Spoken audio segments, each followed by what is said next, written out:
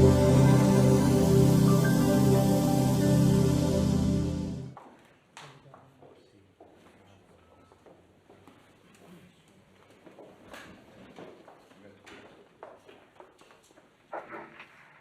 everyone.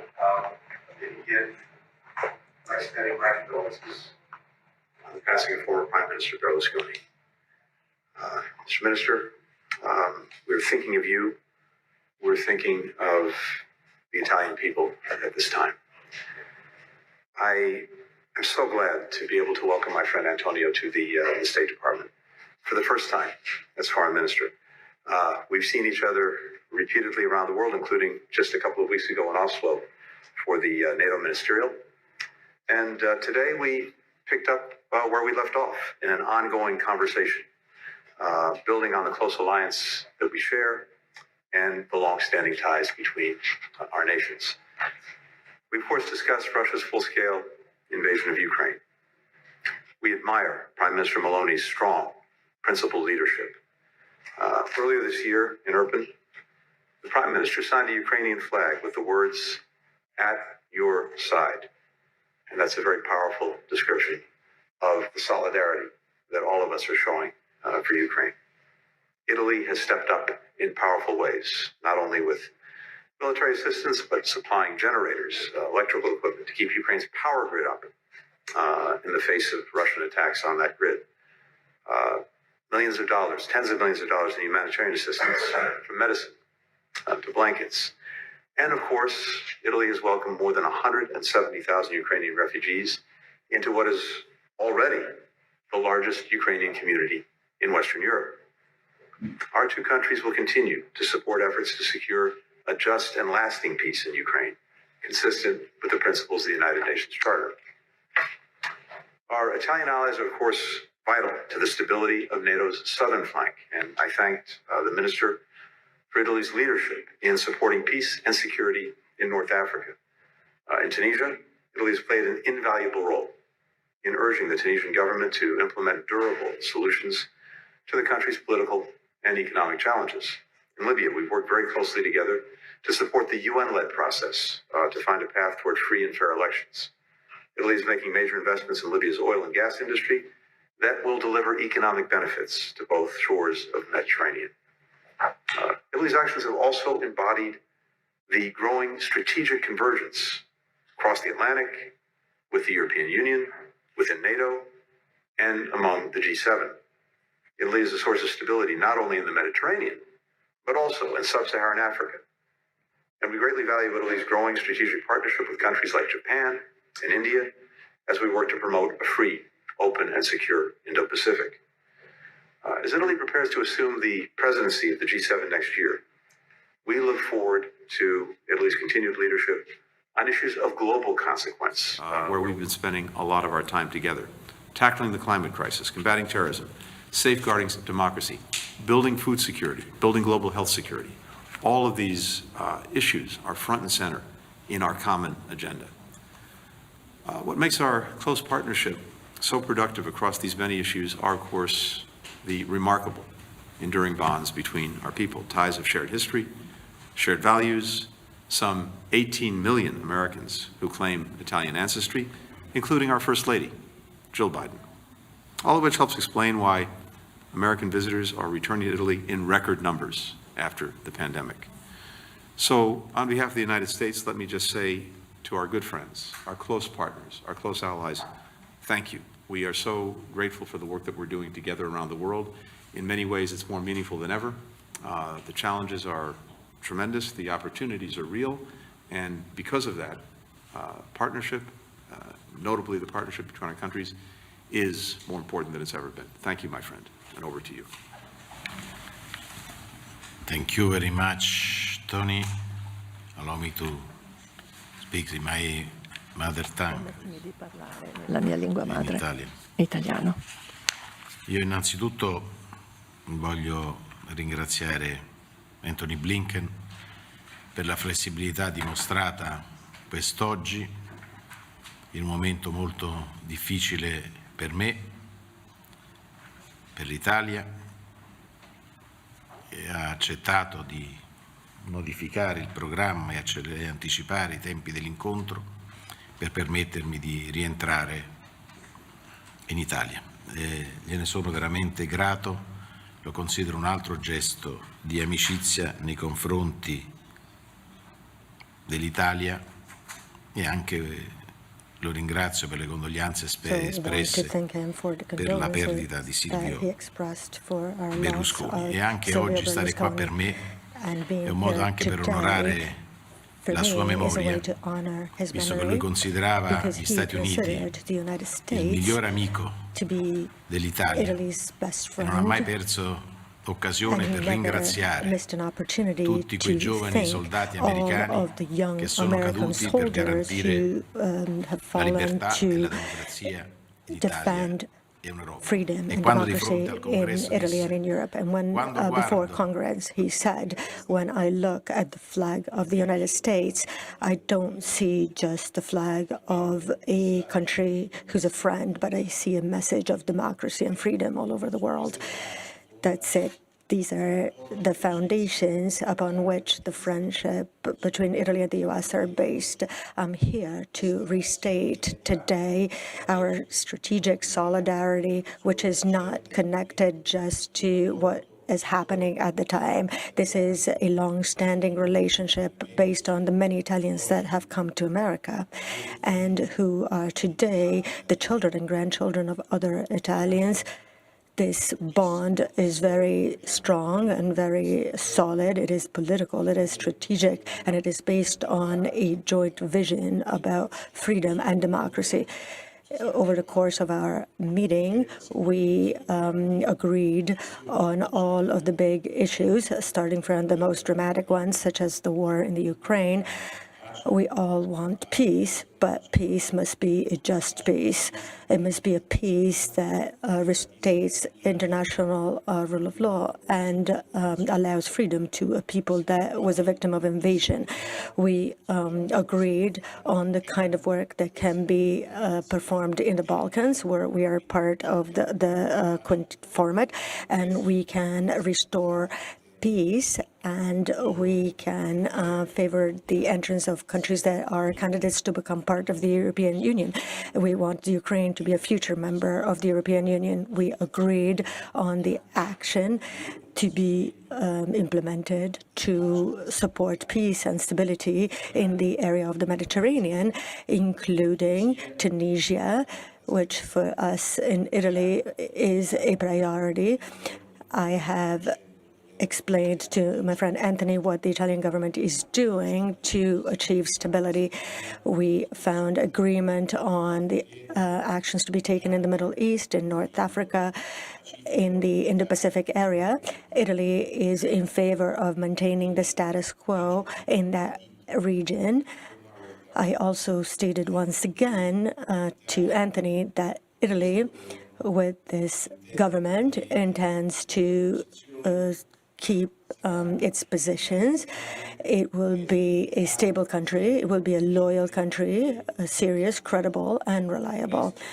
And soon there will be the visit of the Prime Minister, Giorgia Meloni, who will meet President Biden in order to strengthen even more the relationship between Italy and the United States, which are two countries that are brothers for us. This transatlantic relationship based on a common vision of NATO and trade exchanges that are very solid. This will allow us to solve any issue that might happen, and we will do so as friends. And under an economic point of view, we are in total agreement. We are two industrialized country.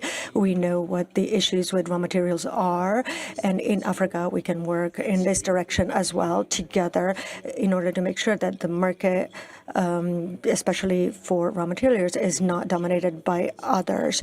Therefore, there is perfect agreement. There is an action towards common purposes, and I am very satisfied of my meeting with the Secretary of State of the United States. I want to thank him for the showing of affection that he had towards me and towards the Berlusconi family and towards Italy.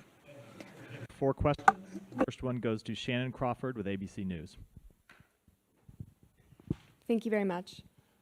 As Ukraine begins its counteroffensive, its military reports that it's up against a massive uptick of drones on the battlefield.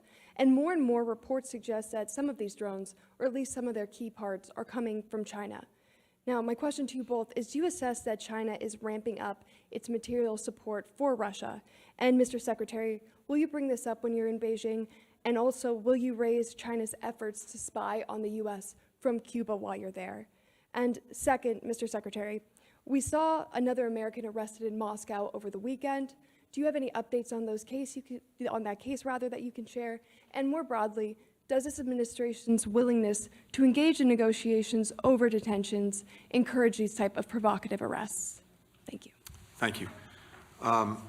Let me start with the second question first. We've been seeking to learn more about the apparent detention of Travis Leak, and we are working to be not only in touch with him and to have consular access, but also with his family.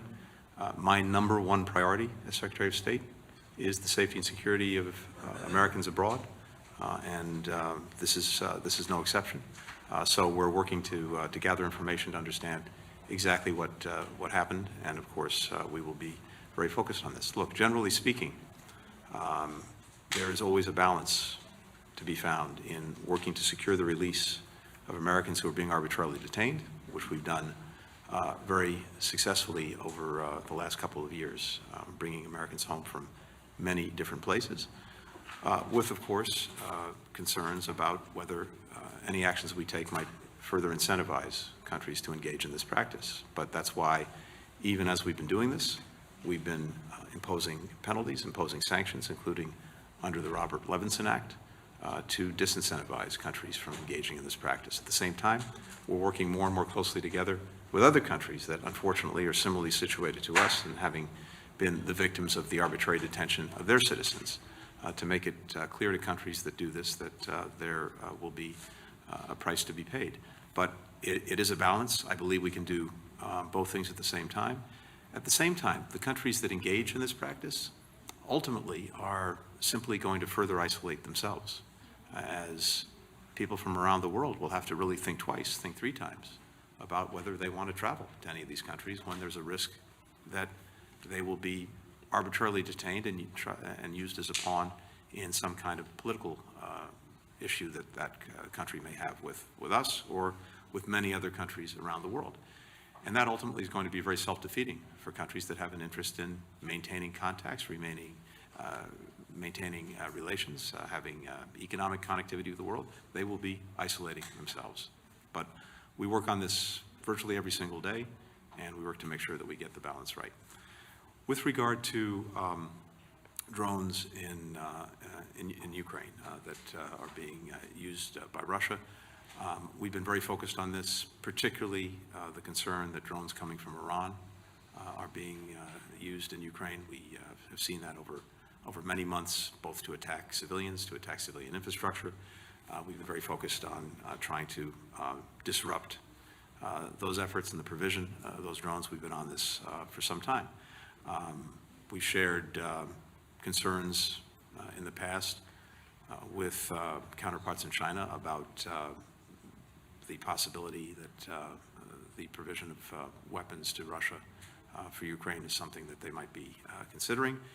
To date, we've not seen that line crossed. At the same time, we have concerns about private companies engaged in the provision of technologies, including dual-use technologies. That's something that's an issue. It's something that we brought up in the past, and I know we'll continue to bring up going forward if that remains a concern. With regard to Cuba, when this administration took office in January 2021, we were briefed on a number of sensitive efforts by Beijing around the world to expand their overseas logistics, basing, collection infrastructure to allow them to project and sustain military power at a greater distance. They were considering a number of sites around the world for that expansion, including intelligence collection, facilities for intelligence collection in Cuba. In fact, based on the information we have, the PRC conducted an upgrade of its intelligence collection facilities in Cuba in 2019. It was our assessment that despite awareness of the basing efforts and some attempts to address the challenge in the past administration, we weren't making enough progress on this issue, and we needed a more direct approach. And that's exactly what President Biden instructed his team to do, to address the challenge.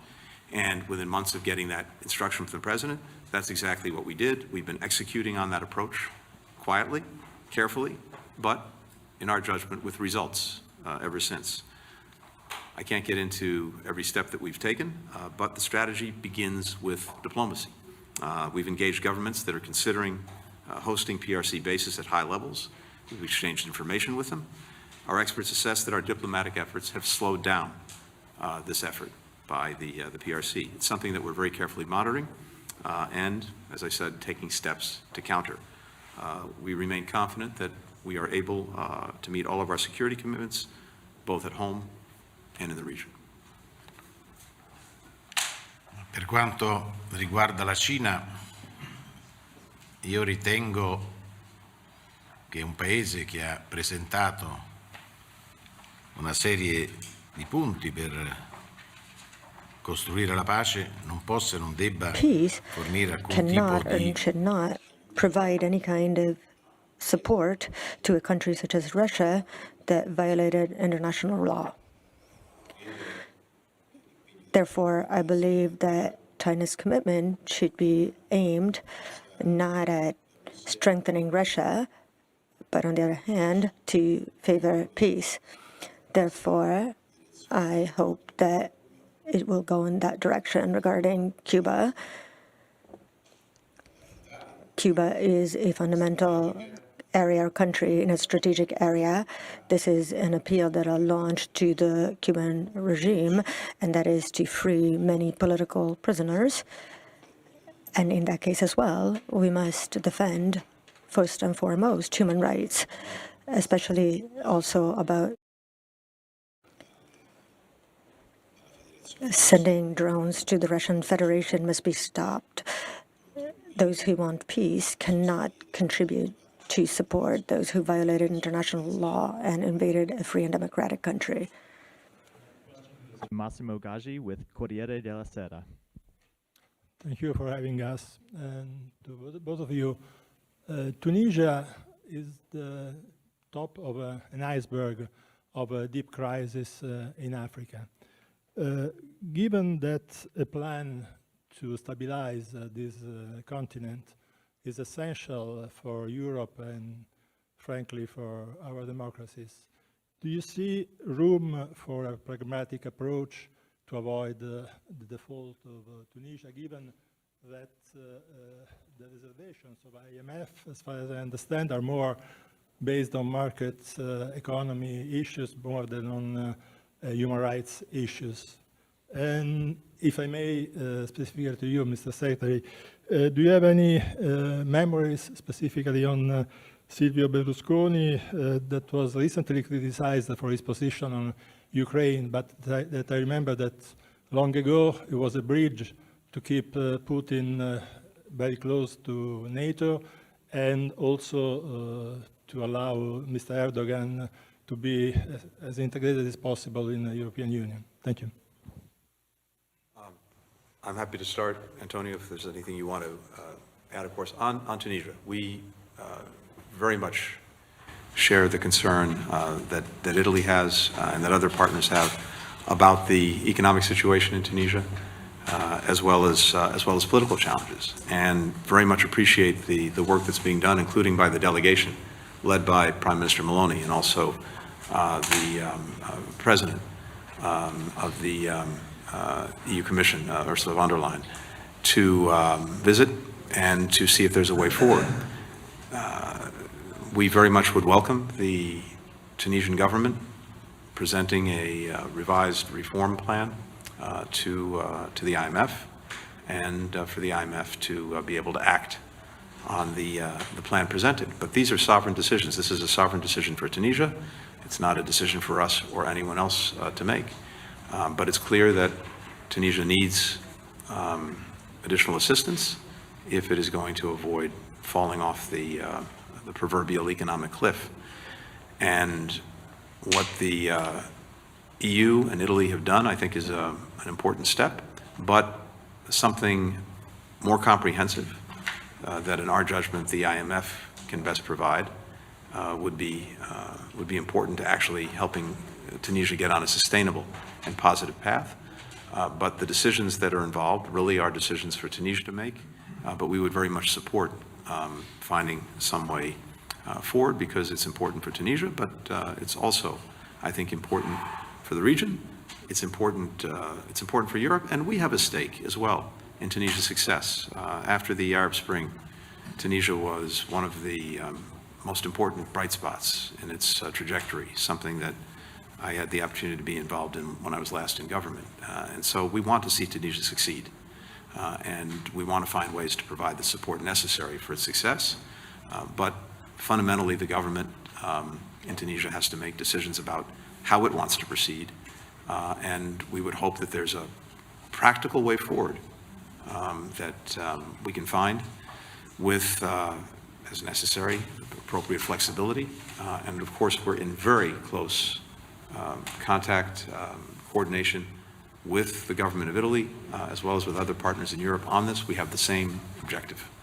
And then finally, with regard to Prime Minister Berlusconi, I must say I never had the opportunity to meet him or to work with him. He was obviously a tremendously significant figure in the life of Italy, in the political life, in the public life of the country. Many American administrations worked with him over the years, and for me, not having known him, I simply want to extend my condolences to his family, because let's never forget in these situations the people who are affected first and foremost is the family, but also to the Italian people for their loss. Thank you very much. On Tunisia, I informed the Secretary General on the trip of Prime Minister Meloni to Tunisia.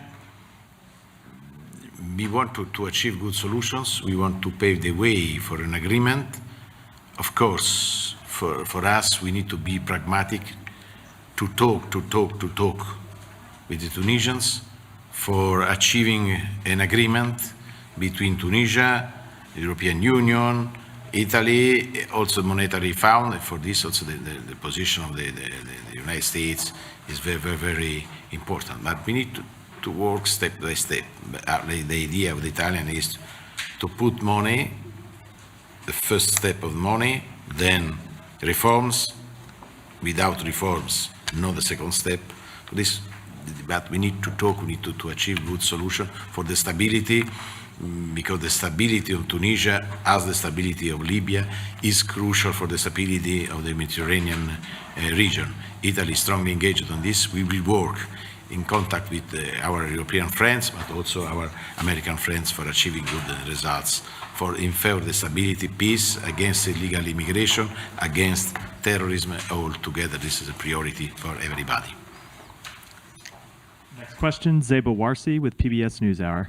Thank you so much. First to you both on Sweden's bid to join NATO. Mr. Secretary, you called Turkey's newly appointed foreign minister and emphasized the need for Sweden to be a part of NATO. Sweden has announced that it will extradite a self-proclaimed PKK supporter. Do you believe that will satisfy President Erdogan, or rather Turkey, to clear the path for Sweden to join NATO ahead of the NATO summit?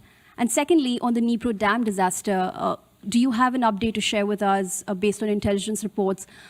Can you say with absolute certainty that the Russians were behind it? And more broadly, what kind of an impact has that had on the ongoing counteroffensive? Thank you. On Sweden and NATO, a few things. First, as we've said all along, if you look in the context of history, if you look at this historically, the process for both Finland and Sweden has been very, very rapid, and appropriately so, given the fact that both countries have been longtime partners of NATO, among the strongest democracies in the world, members of the European Union, and of course, the challenge posed to European security by Russia's aggression in Ukraine makes the matter even more urgent. As I also said, it's a process, and it's appropriate that during that process, every member of the alliance be able to raise any concerns or issues that it might have. That's especially true because a big part of being a member of NATO is the Article 5 commitment for each member to come to the defense of any other member if they're the subject of aggression.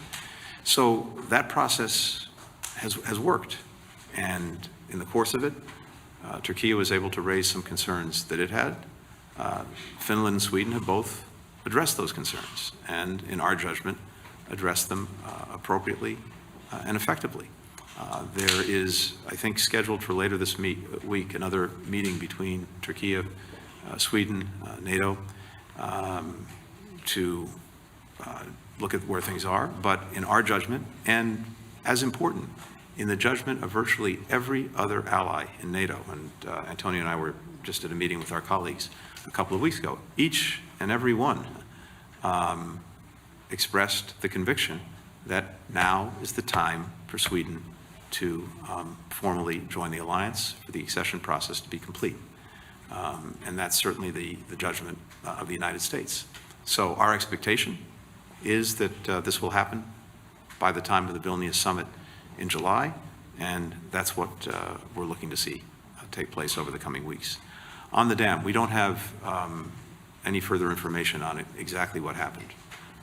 We do know that it's having catastrophic effects on Ukrainians, and that's in and of itself a terrible thing, magnified, of course, by the fact that this is happening in the midst of Russia's broader aggression against Ukraine.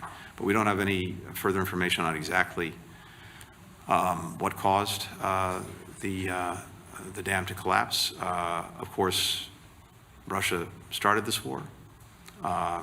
Russia was actually in control of the dam, and we've seen the results affecting so many Ukrainians. Italy is strongly in favor NATO full membership for Sweden. We will work for achieving this goal with other NATO members.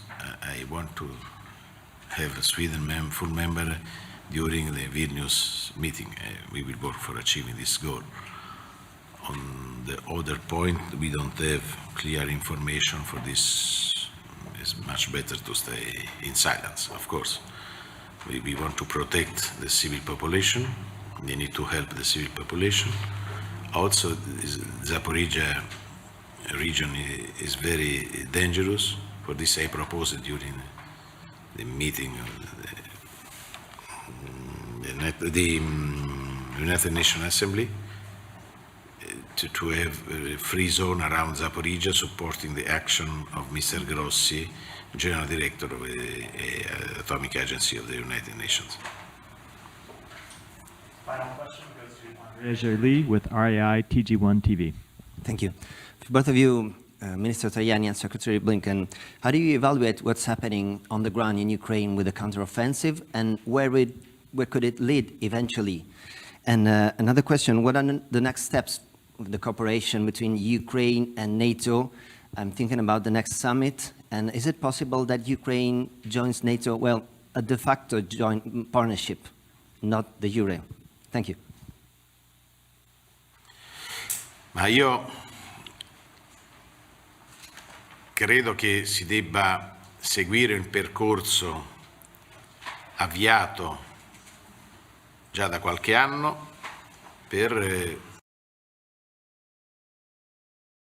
the Ukraine become an operational member of NATO.